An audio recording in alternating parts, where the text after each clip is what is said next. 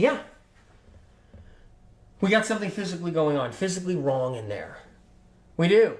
Let's go into it a little deeper now. Problem is that our soul lives inside our physical brain, and so you have the ghost in here, and the ghost doesn't always live outside of our physical brain. Our ghost doesn't always live outside of our physical brain. Keep that in mind, okay? It doesn't normally live outside. Playing with all my new colors over here. So what happens is we go to the psychiatrist, we go to the counselor, we go to the psychotherapist, we go to the therapist, psychoanalyst, we go to try to find help, we look for coaches, we're looking for answers. We want to be coached, we want to be taught tools so we can somehow navigate with this depression and this anxiety and all our struggles and everything. But for some reason, we just can't get rid of it altogether. And even when we start doing some things for ourselves, like physically, we're taking care of ourselves better, we're eating better and all these things, and it's improving, all it takes is one nasty thing to occur, one nasty thing to happen, and then boom, we're triggered and right back in the saddle again, and now we're doing it all over again. The goal is to heal our brains physically,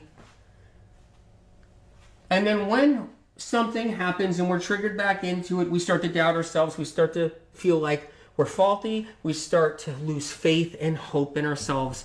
We start thinking that it's us, it's our fault, it's your fault.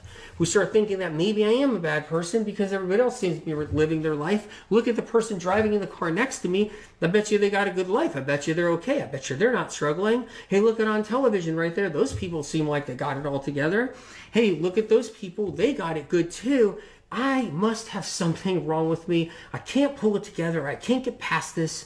I can't get out of this quicksand, and I'm stuck in it. And then you doubt yourself, and you judge yourself, and then others tend to judge you because you're there again. You're back to being sick again. You're back to struggling again, but it's not your fault. It is not your fault. It is not your fault. You're not a bad person. You didn't create your emotional struggle. It's not because you want to be emotional. It's not because you want to have an emotional struggle or a mental struggle. It's not because you're looking for attention. That's not it at all, because that gets thrown on everybody. You're just looking for attention. You just want that attention. You're doing this on purpose. You have a pattern.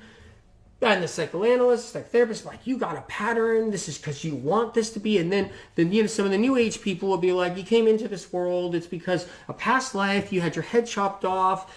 Queen Victoria chopped it off. And so, back hundreds of years ago, and that's why you're like this. And maybe you know what, in 1920, you were driving your car and you went off a bridge and you drowned in your car, and that's why you're like this. Or, you were the chef for the king in 1603, and, you made a bad meal, and the king, was mad, and they just off with your head, and you brought that over to this new place that's, right? The new age brings you into that whole thing. Or you signed a contract when you were on the other side. I'm signing a contract to come into this world and to be all messed up. I'm signing a contract. This is what I want to do. I'm up in the ether right now. I'm up in heaven right now, and I'm going to sign a contract where I'm going to come around again. Yep, here's my contract. I'm going to live in a whole bunch of brain fog and a whole bunch of ADHD and a whole bunch of mania and a whole bunch of psychosis and a whole bunch of anxiety and depression and depersonalization. I'm signing into this one. Here we go. I just signed my name way up there. I did the scrolls. I'm up there. I'm looking at all the records, and I'm going to sign my dotted line here. Boom, boom, boom. Going back down now. I'm going to go down here and have a whole shitty time. Boom, I get here. Wah, I wake up. Woo, now I'm depressed and depersonalization. And all of a sudden, some new age person says, you signed that contract. You brought that on yourself. You chose to come into this life to suffer like this.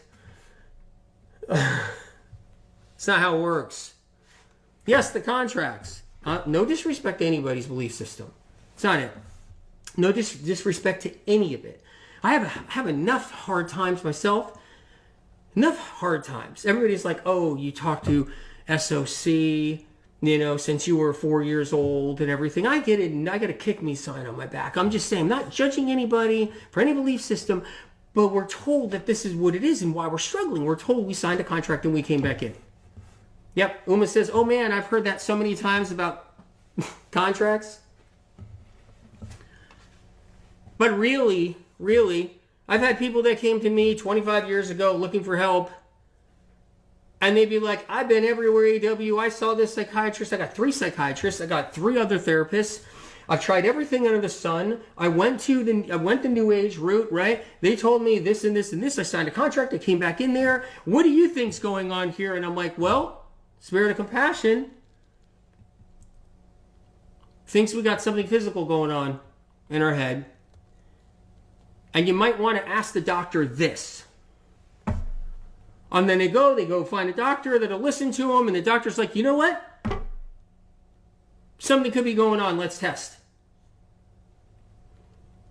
Spirit of Compassion never said, yeah, you signed a contract and you came in here. Yeah, you had your head chopped off, 300 years ago. Yes, you were burned at the stake because you were a witch. In the 1600s in Salem, Massachusetts. Yes, that's why. Spirit of Compassion never, ever, ever said that to anyone.